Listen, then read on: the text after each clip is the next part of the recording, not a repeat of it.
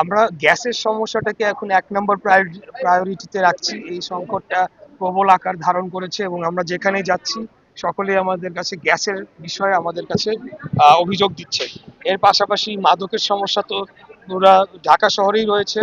তো আমাদের এই অঞ্চলেও একই রূপ মাদকের সমস্যা রয়েছে। অবশ্যই মাদকের বিরুদ্ধে জিরো টলারেন্স নীতি গ্রহণ করা হবে। চাঁদাবাজি, সন্ত্রাস, মাদক এই সকল কিছুর বিষয়ে আমরা জিরো টলারেন্স নীতি গ্রহণ করেছি। পাশাপাশি আমাদের এখানকার একটা ঘিঞ্জি এলাকা, আপনারা জানেন যে রাস্তাঘাট অনেক সরু। তো আমরা এখানে ট্রাফিক ফ্লো ম্যানেজমেন্টের মাধ্যমে যানজট সমস্যাটা কিছুটা হলেও লাঘব করতে চাই।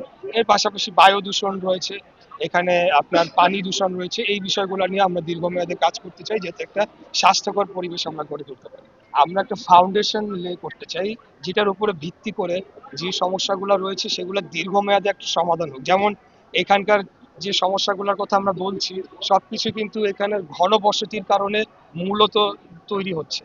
তো আমরা এখান থেকে ডিসেন্ট্রালাইজেশনের একটা উদ্যোগ নিতে চাই যেটা হয়তো দীর্ঘমেয়াদে ২০-২৫ বছর লাগতে পারে, কিন্তু আমরা কাজটা শুরু করতে চাই। আমাদের পরিকল্পনা রয়েছে এবং আমরা যতদূর সম্ভব সেটিকে এগিয়ে নিয়ে যাব। ৫ বছর তো মধ্যম মেয়াদে পড়ে গেল, ১ বছর স্বল্প মেয়াদ। দীর্ঘমেয়াদে যাতে সেগুলো চলমান থাকে সেটার জন্য আমরা ভিত্তিটা রচনা করতে চাই।